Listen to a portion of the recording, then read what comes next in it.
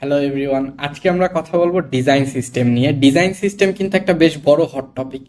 আমাদের সবার ভিতরেই কম বেশি একটা কোয়েশ্চেন থাকে যে আসলে ডিজাইন সিস্টেম কি, বিশেষ করে যারা নতুন আছে, বা ডিজাইন সিস্টেম কাদের লাগে, বা আমরা কি একদম ডিজাইন সিস্টেম স্ক্র্যাচ থেকে বানাই, বা কখন আসলে ডিজাইন সিস্টেম বানাবোই না। তো এই ধরনের ইন্টারেস্টিং কিছু টপিক নিয়েই আজকে কথাবার্তা বলবো। অ্যান্ড ডিজাইন সিস্টেম নিয়ে যখন আমরা কথা বলতে যাই, তো অনেকের মনে হয় যে ভাই ডিজাইন সিস্টেম মানে কি ইউআই লাইব্রেরি, ফিগমাতে আমি কিছু কম্পোনেন্ট বানাইলাম, ডিজাইন সিস্টেম হয়ে গেল। ব্যাপারটা কিন্তু আসলে এতটাও সহজ না। অ্যান্ড এই জিনিসটাই বোঝার জন্য আমরা কি করব, একটা ফিকশনাল কোম্পানি তৈরি করি আসেন, যে ডিজাইন সিস্টেম কিভাবে কাজ, মানে কেন দরকার হয় এটা বোঝার জন্য। তো মনে করি আমাদের একজন সিইও আছেন, আক্কাস সাহেব। উনি বললেন যে ঠিক আছে, দেখো ভাই, আমার অ্যাপের প্রাইমারি কালার হবে গ্রিন। তারপর একজন ডিজাইনার আসলো, যদু সাহেব। তিনি এসে একটা ডিজাইন করলো ফিগমা দিয়ে। এরপরে একজন আপু আসলেন, তিনি ডেভেলপার, উনি কিছু অংশ ডেভেলপ করলেন। এবং মধু সাহেবও ডেভেলপ করলেন। এবং ওনারা যখন এই কাজটা করলেন, তখন কি হইলো, আমরা একটু ভিজুয়ালি দেখার চেষ্টা করি। তো এই যে যে যদু সাহেব আমাদের, উনি একটা যে অ্যাপ বানাইছে, উনি দুইটা স্ক্রিন ডিজাইন করছে। দুইটা না, উনি মনে করেন কয়েকশো স্ক্রিন ডিজাইন করছে, ডিফারেন্ট ডিফারেন্ট স্টেপ ধরি। এটা একটা ই কমার্স প্রোডাক্ট। অ্যান্ড উনি মোটামুটি কনসিস্টেন্টলি একটা ডিজাইন করে ফিগমাতে করে দিয়ে দিছে ডেভেলপারকে। এবার উনি আউট অফ পিকচার, ডেভেলপার আসলো। ডেভেলপার এসে এখন দেখেন যদু সাহেব কি করছে। যদু সাহেব কিন্তু ফর্মের বেস্ট কেসেস রেখে গেছে, কিন্তু এই যে যে বাটন আছে, বাটন যদি আমি প্রেস করি, বাটন যদি ডিসেবলড হয়, বাটনের ইরর স্টেট থাকতে পারে, তখন কেমন হবে এটা কিন্তু ডিফাইন করেনি। তো অনামিকা আপু যেহেতু একজন ডেভেলপার, ওনার তো ইরর স্টেট ইমপ্লিমেন্ট করতে হবে অ্যাপে। উনি করলো কি, উনি ওনার মতো করে একটা ইরর স্টেট বসায় ফেললো, যে ঠিক আছে, আর যে বর্ডার আসবে লাল কালার হয়ে যাবে, যে এখানে একটা ইরর হয়েছে। এই দিক দিয়ে আমাদের যে মধু সাহেব আছে, মধু সাহেব এসে যখন আবার অ্যাপ ডেভেলপ করতে গেছে, উনিও তো সেম প্রবলেম ফেস করছে। বাট উনি আর এই যে যে আগে যে পার্ট ডেভেলপ করা হয়ে গেছে, উনি কিন্তু সেই পার্টে কাজ করতেছে না। উনি সেই এরর স্টেটটা ওনার মতো করে নতুন করে বানায় ফেললেন। এখন দেখেন, একটা অ্যাপে দুইটা এরর স্টেট হয়ে গেল। অ্যান্ড এর ভিতরে অ্যাপে নতুন আরেকজন ডেভেলপ ডিজাইনার চলে আসলো, কদু নামে। কদু সাহেব এসে বললো, ভাই এই যে যে গ্রিনটা, এটা না এক্সেসিবল কালার না। কারণ গ্রিন কোন কালার ইউজ করবো আমরা তো আসলে ডিফাইন করিনি গ্রিনটা। অ্যান্ড ও এসে পুরো অ্যাপ ডিজাইন করতেছে না, ও এসে শুধু সাইন আপ নিয়ে কাজ করতেছে। ও এসে করলো কি, গ্রিনটাকে একটু চেঞ্জ করে দিল, বাটনের রেডিয়াস চেঞ্জ করে দিল। অ্যান্ড এই যে যে দেখেন, জাস্ট দুইটা স্ক্রিনেই কিন্তু অ্যাপের ডিজাইন অনেক ডিফারেন্ট হয়ে যাচ্ছে। এখন আপনি চিন্তা করেন, আপনার অনেক বড় বড় অ্যাপ বানাইতেছেন, ধরেন স্পটিফাই। স্পটিফাইয়ের অ্যান্ড্রয়েডে আছে, আইওএসে আছে, ম্যাকে আছে, ওয়েব ভার্সন আছে, উইন্ডোজ আছে। এখন মনে হয় ওয়াশিং মেশিন বা ফ্রিজের ভিতরে স্পটিফাই চালানো যায়, টিভিতে চালানো যায়। তো এই যে ডিফারেন্ট সাইজের browser, different state, different case, এইখানে কিভাবে আপনি বুঝাবেন যে আপনার একটা সেম ডিজাইন টোন আছে, ডিজাইনের ল্যাঙ্গুয়েজ আছে, বা ডিফারেন্ট ডিফারেন্ট স্ক্রিন, যে আপনি একটা জায়গায় চেঞ্জ করলেন, আপনার যাতে বাকি সব জায়গায় চেঞ্জগুলো চলে আসে। এইটাই বেসিক্যালি ডিজাইন সিস্টেমের মেইন খেলা। তো এইটা আমরা কিভাবে সলভ করতে পারি, আমরা একটু দেখি। যে আমরা প্রথমে একটা স্টাইল গাইড ডিফাইন করতে পারি, যে আমাদের বাটনের কালার এইরকম হবে, আমাদের প্রাইমারি কালার এইরকম হবে, আমাদের আইকন থাকলে এইভাবে হবে, আইকন ছাড়া থাকলে এইভাবে হবে, সিলেক্টেড স্টেট এইরকম হবে। কিন্তু কথা হচ্ছে, এই স্টাইল গাইডটা আসবে কোথা থেকে? এইটা আসবে ব্র্যান্ড গাইডলাইন এবং ফিলোসফি থেকে, যে আমাদের ব্র্যান্ডটা কীরকম। এইটা ধরেন, আমি যে এক্সাম্পলটা দিছি একটা স্ক্রিনে দেখতে পারতেছেন, এইটা হচ্ছে পোলারিস, শপিফাই। ওরা একটা ই কমার্স, ও ওদের ব্র্যান্ড গাইডলাইন বা ওদের ফিলোসফি ডিজাইন সিস্টেমের পিছিয়ে। এটা হচ্ছে উবারের। এরকম বেশিরভাগ কোম্পানিরই কিছু ফিলোসফি থাকে, যে উবারেরটাই যদি একটু ভাঙি, যে প্রিসাইজ অ্যান্ড এফিসিয়েন্ট। কারণ উবারে সবার লক্ষ্য থাকে, ভাই আমি এক জায়গা থেকে আরেকটা জায়গায় যেতে চাচ্ছি, সো প্রিসাইজ লোকেশন হইতে হবে এবং এফিসিয়েন্ট হইতে হবে। সো ওরা ওদের ডিজাইন সিস্টেমের কালার চুজ করার ক্ষেত্রে, কম্পোনেন্ট, বাটন বা পুরো ইউআই যেভাবে বানাচ্ছে, সেটা হচ্ছে যাতে প্রিসাইজ হয় এবং এফিসিয়েন্ট হয় এবং ইউনিভার্সাল। যেহেতু উবার অনেকগুলো মার্কেটে, অনেক ডিফারেন্ট ডিফারেন্ট কান্ট্রিতে সার্ভ করে। যে আপনি একটা আইকন দিলেন, ডলারের আইকন, ডলারের আইকন মানে যে টাকার আইকন তা কিন্তু না, কারণ আমাদের দেশে টাকার আইকন ডিফারেন্ট, ডলারের আইকন ডিফারেন্ট। সো ওই জিনিসপত্রগুলো বা কালার, স্কিন টোনের ব্যাপার আছে। সো এইসব জিনিসপত্র কিন্তু ব্র্যান্ড গাইডলাইন বা ফিলোসফি থেকে আসবে। অ্যান্ড তারপর আমরা যেটা করি, বা বেশিরভাগ মানুষ যেটা আসলে এখন ইদানিং ডিজাইন সিস্টেম বলতে অনেক ডিজাইনারই মনে করে যে এরকম কিছু কম্পোনেন্ট আমরা ফিগমাতে তৈরি করতে পারি, বা স্কেচে ইউজ করতে পারি, বা অন্য যে ডিজাইন টুল ইউজ করেন। অ্যান্ড ফান ফ্যাক্ট হচ্ছে 2017-18 সালেও যারা, মানে স্কেচ আসার পরে এই জিনিসটা খুবই ইমপ্রুভমেন্ট হয়ে গেছে। আমরা যারা এর আগে ডিজাইন করতাম, খুব ভালো তেমন কোনো টুল ছিল না যেটাতে এরকম কম্পোনেন্ট বানায় বানায়, রিউজেবল কম্পোনেন্ট, যে একটা জায়গায় চেঞ্জ করবো, 200 স্ক্রিনে 1 সেকেন্ডের ভিতর চেঞ্জ হয়ে যাচ্ছে। আমাদের আগে এই 200 স্ক্রিনেই ম্যানুয়ালি প্রত্যেকটা কালার চেঞ্জ করা লাগতো। অ্যান্ড আপনি ধরেন ফিগমাতে রাখলেন, কিন্তু ইউজার তো ফিগমা অ্যাপ ইউজ করতেছে না, সে কিন্তু আপনার যে অ্যাকচুয়ালি ডেভেলপার যে বানাইছে যে জিনিসটা সেটা ইউজ করতেছে। সো আপনার যে ফিগমা কম্পোনেন্টটা থাকবে সেই সেম সেট অফ কম্পোনেন্ট কোডেও রিউজেবল কোড থাকতে হবে, যাতে এই যে বাটনটা একবার বানাইছেন এরপর অন্য যে ডেভেলপার ইউজ করবে সে এসে নতুন করে আবার বাটনের কালার স্টাইল ডিফাইন করবে না, সে জাস্ট ওই বাটনটাকে ইউজ করবে। অ্যান্ড প্রপার ডকুমেন্টেশন থাকতে হবে যে আমাদের এইখানে বাটন আছে, বাটনের এতটুকু টেক্সট স্পেসিং আছে, এইখানে আইকন থাকলে এইরকম হবে, আইকন না থাকলে এইরকম হবে, বা এইভাবে অ্যালাইনমেন্ট হবে, এইভাবে অ্যালাইনমেন্ট করা যাবে না, অথবা রেডিও সুইচ বাটন থাকলে এইখানে রেডিওটা ইউজ করা যাবে, এইখানে ইউজ করা যাবে না। তো এই ধরনের ডকুমেন্টেশন লাগবে। অ্যান্ড তখন যেটা হবে যে আমরা একটা কনসিস্টেন্সি অ্যান্ড রিউজেবিলিটি পাবো সিস্টেমের ভিতর, যে আপনি যখন একটা ডিজাইন করতেছেন, এখন দেখেন আমার কাছে অলরেডি বাটন আছে, আমি যদি একটা বাটন বানাইতে যাই আমি ওইখান থেকে নিয়ে আসতেছি, আমাদের কিন্তু ওই যে গ্রিন কালার ডিফারেন্ট কিনা বা ডিফারেন্ট শেড হচ্ছে তা কিন্তু আর হচ্ছে না। অ্যান্ড আমরা বারবার একই জিনিস রিউজ করতে পারতেছি। অ্যান্ড আপনি যখন রিউজ করতেছেন, একে কনসিস্টেন্সি থাকলে ব্র্যান্ডের ভ্যালু বাড়তেছে, আবার যখন রিউজ করতেছেন তখন কিন্তু এফিসিয়েন্সিও বেড়ে যাচ্ছে। অর্থাৎ আগে ধরেন আপনার প্রত্যেকটা বার বাটন ডিফারেন্ট কোড করা লাগতো, বা আপনার ফিগমাতে প্রত্যেকবার তৈরি করতে হইতেছে, সেই জিনিসটা কিন্তু করা লাগতেছে না। একটা জায়গায় বাটন বানাইছেন, সেম জিনিসটাই বারবার রিপিট করতেছেন। অ্যান্ড আপনার যদি এই জিনিসটা কোথাও চেঞ্জ করতে হয়, আপনি জাস্ট একটা জায়গায় চেঞ্জ করতেছেন, সবখানে ইফেক্ট পড়তেছে।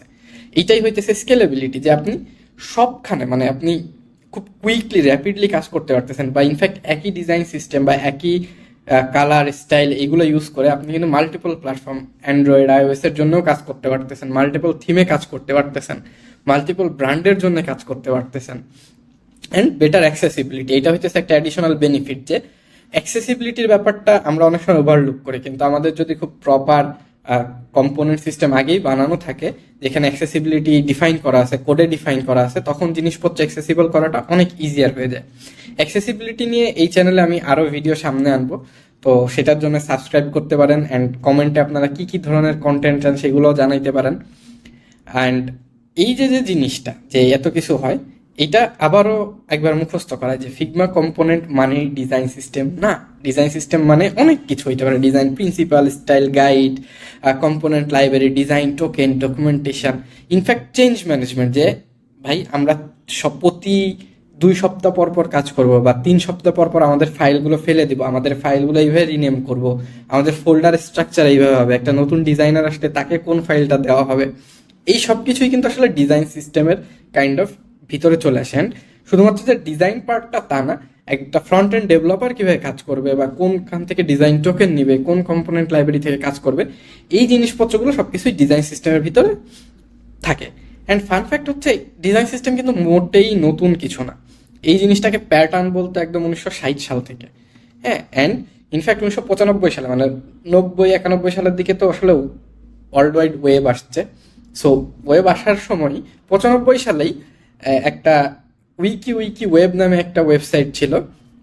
এই ওয়েবসাইটটা খুবই ইন্টারেস্টিং, যেখানে মানুষজন তারা যেসব প্যাটার্ন বানাইতেছে, কমন প্যাটার্ন যাতে বারবার কোড করা না লাগে, এইটার একটা জিনিস দিয়ে রাখছিল। এবং এইটার একটা প্রথম সুবিধা বা প্রথম ইউজার এডিটেবল ওয়েবসাইট ছিল। অর্থাৎ এই ওয়েবসাইটে যারা ইউজার, সে একে তো ইউজারও, আবার সে চাইলে এই ওয়েবসাইটে তার জিনিসপত্র অ্যাড করতে পারবে, চেঞ্জ করতে পারবে, অ্যান্ড যে কোনো তথ্য উপাত্ত এইখান থেকে চেঞ্জ করতে পারবে। সো এই যে উইকি ওয়েব, এইখান থেকেই কিন্তু আসলে উইকিপিডিয়ার ধারণাটা আসে। যদিও এটা ডিজাইন সিস্টেমের সাথে রিলেভেন্ট না, but as a fun fact জানাই রাখলাম। তো এইখান থেকে আসলে উইকিপিডিয়া আসে বা উইকি আসে, প্রথম উইকি বলা হয় উইকি ওয়েবকে। অ্যান্ড তারপর আমরা যে ডিজাইন সিস্টেম মানে কারেন্টলি ডিজাইনাররা বেশি মাতামাতি করি যেটা নিয়ে, সেটা হচ্ছে 2013 সালে অ্যাটমিক ডিজাইন নামে একটা কনসেপ্ট। ব্রাড ফ্রস্ট নামে একজন ডিজাইনার আছে, ডেভেলপার ডিজাইনার।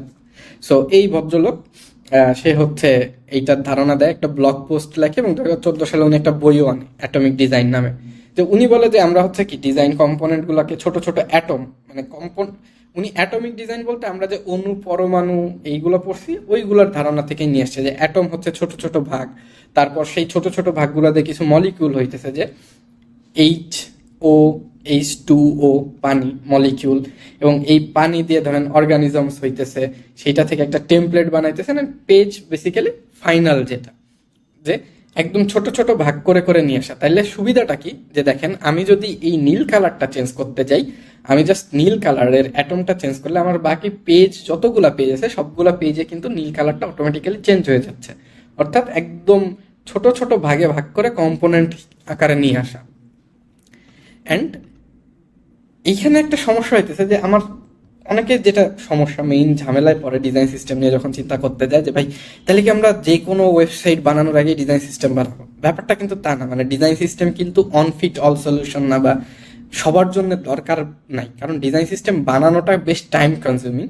এটা নিয়েও ধরেন যখন ডিজাইন সিস্টেম আস্তে আস্তে পপুলার হওয়া শুরু হইলো, এইটা নিয়েও কথাবার্তা শুরু হইলো। অ্যান্ড বেন ক্যালাহান 2021 সালে এটার একটা ধারণা দেয় যে ধরেন এই কার্ভটা পড়ার ট্রাই করেন, যে আপনি যদি কোনো কিছু ডিজাইন সিস্টেম ছাড়া বানান আপনার টাইম প্রথমে কম লাগবে, কিন্তু ডিজাইন সিস্টেম সহ যদি আপনি, কারণ ডিজাইন সিস্টেম বানাইতে গেলেই আপনার কিন্তু একটা বেশ খানিকটা সময় চলে যাচ্ছে। কিন্তু আপনার যদি অনেক লম্বা প্রজেক্ট হয় তখন কিন্তু আপনি যদি ডিজাইন সিস্টেম দিয়ে তৈরি করেন তাহলে কিন্তু আস্তে আস্তে আপনার প্রোডাক্টিভিটি বাড়বে।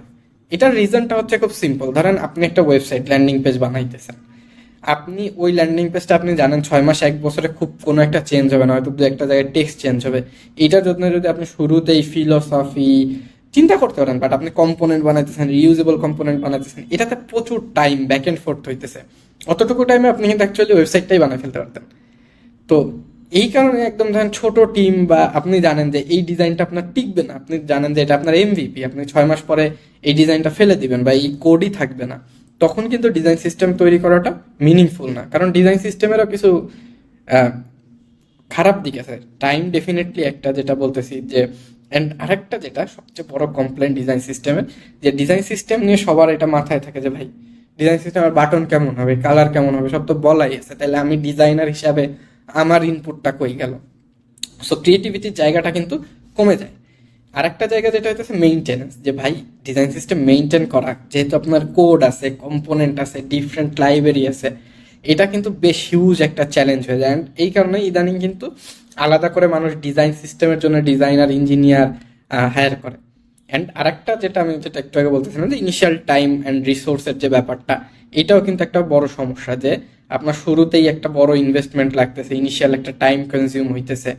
অ্যান্ড ল্যাক অফ অ্যাডপশন, এটা হইতেছে একটা সবচেয়ে বড় সমস্যা, যে আপনি 6 মাস 1 বছর টাইম নিয়ে একটা ডিজাইন সিস্টেম বানাইলেন, অ্যান্ড ডিজাইন সিস্টেম টিম আলাদা কাজ করলো, আর এই পাশ দিয়ে 1 বছরের প্রোডাক্টই চেঞ্জ হয়ে গেছে, প্রোডাক্টের ভিশন চেঞ্জ হয়ে গেছে, ইউআই কম্পোনেন্ট চেঞ্জ হয়ে গেছে, যে জিনিসপত্র আপনি ডিজাইন সিস্টেমের জন্য বানাইতেছেন সেগুলো এখন আর লাগতেছেই না। সো এই যে ল্যাক অফ অ্যাডপশন, এটাও কিন্তু একটা ইম্পর্টেন্ট ফ্যাক্টর, যে আদৌ এই জিনিসটা লাগতেছে কিনা, বা টিমের সবাই অনবোর্ডেড কিনা। অ্যান্ড তারপরে ফাইনাল যে সমস্যাটা হয়, যে ভাই এটা আসলে ম্যানেজ করবে এটাকে, আমরা কি আলাদা ডিজাইনার হায়ার করব, আলাদা ডেভেলপার হায়ার করব, নাকি ডেভেলপমেন্ট টিম কম্পোনেন্ট মানে ডকুমেন্টেশন লিখবে, নাকি ডিজাইন টিম ডকুমেন্টেশন লিখবে, না প্রোডাক্ট ম্যানেজার লিখবে। সো এইটারও একটা ক্যাচাল হয় টিমের ভিতরে। সো এই ক্যাচালগুলো থেকে বাঁচার জন্য যেটা করতে পারেন, start slowly and onboard everyone, সবাইকে অনবোর্ড করতে হয়, ডিজাইনার, ডেভেলপার, আপার ম্যানেজমেন্ট। কারণ ডিজাইন সিস্টেম বানানো কিন্তু বেশ কস্টলি, যে আপনার 1-2জন ডেভেলপার, ডিজাইনার প্রায় 3 মাস 6 মাস কাজ করবে।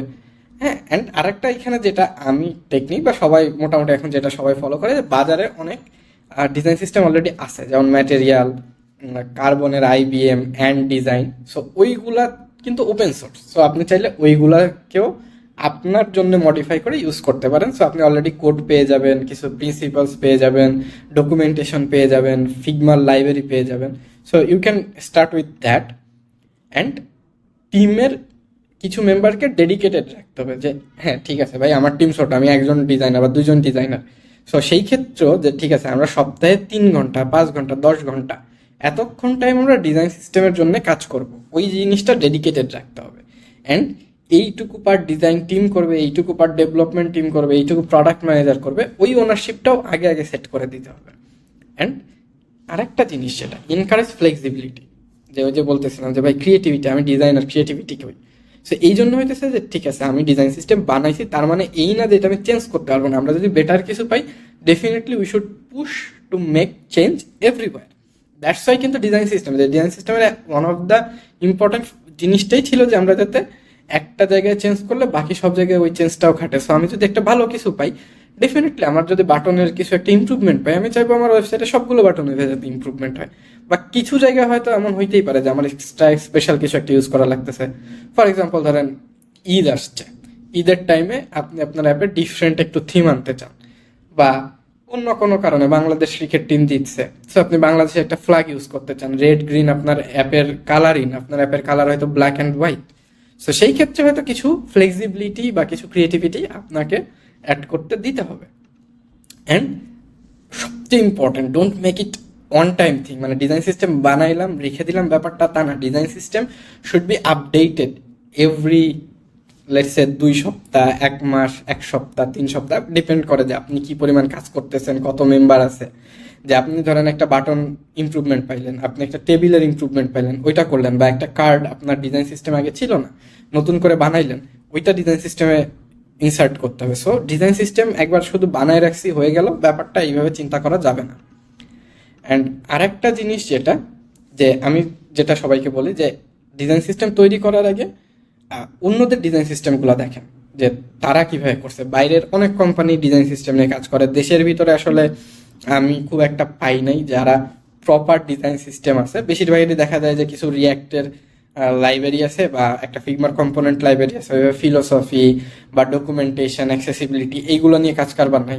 সো এই জন্য হচ্ছে ডিজাইন সিস্টেমস repo.com ওয়েবসাইটটাতে ভিজিট করতে পারেন। ওইখানে প্রায় মানে যতগুলো পাবলিকলি অ্যাভেলেবল ডিজাইন সিস্টেম আছে ওরা সেইটা রাখে, প্রায় রেগুলারলি আপডেট করে। তাছাড়া এইখানে আরেকটা সমস্যা হচ্ছে যে এইখানে গেলে হারাই যাইতে পারেন, যে কোনটা ভালো কোনটা খারাপ নাও বুঝতে পারেন। এই ক্ষেত্রে আমি যেটা বলি যে 3টা আমার favourite: material design. And material ডিজাইনের কম্পোনেন্টগুলো একটু দেখেন, আপনার সব পড়া লাগবে না, ছবিগুলা দেখেন, অ্যানিমেশনগুলো দেখেন। As a designer you will feel encouraged, একটু কম্পোনেন্টগুলো নিয়ে পড়ালেখা করেন। তারপর অ্যাপেলের হিউম্যান ইন্টারফেস গাইডলাইন আছে, এইটা একটু বোরিং বাট স্টিল পড়তে পারেন, ছবিগুলো দেখতে পারেন, আইডিয়া পাবেন। অ্যান্ড আরেকটা হচ্ছে যেটা আমার খুবই ফেভারিট ডিজাইন সিস্টেম, সেটা হচ্ছে অ্যান্ড ডিজাইন। এটা যে কি পরিমাণ flexible design system, it's super powerful. And এটা আসলে অ্যান্ড আলিবাবা, যে অ্যান্ড ফাইন্যান্স, ওদের আলিবাবা প্রায় চায়নার অনেক পপুলার কোম্পানি এটা ইউজ করে। সো এটা খুবই ওয়েল টেস্টেড। অ্যান্ড রিয়াক্টের মনে হয় এটা সেকেন্ড পপুলার লাইব্রেরি ওয়ার্ল্ডের, উইচ ইজ হিউজ। হ্যাঁ, তো এটা আপনি ডেভেলপাররা যাদের ডেভেলপমেন্ট নিয়ে একটু আইডিয়া আছে তারা বুঝবেন, যদি না থাকে আপনার ডেভেলপারকে বলবেন, ডেভেলপার অটোমেটিক্যালি সোল্ড ইন হয়ে যাবে। তো আজকে আসলে এতটুকুই। আপনাদের সাথে দেখা, আশা করছি নেক্সট এপিসোডে দেখা হবে। নেক্সট এপিসোডও খুব শীঘ্রই আসবে। ততদিন পর্যন্ত ভালো থাকুন, সুস্থ থাকুন। Happy designing.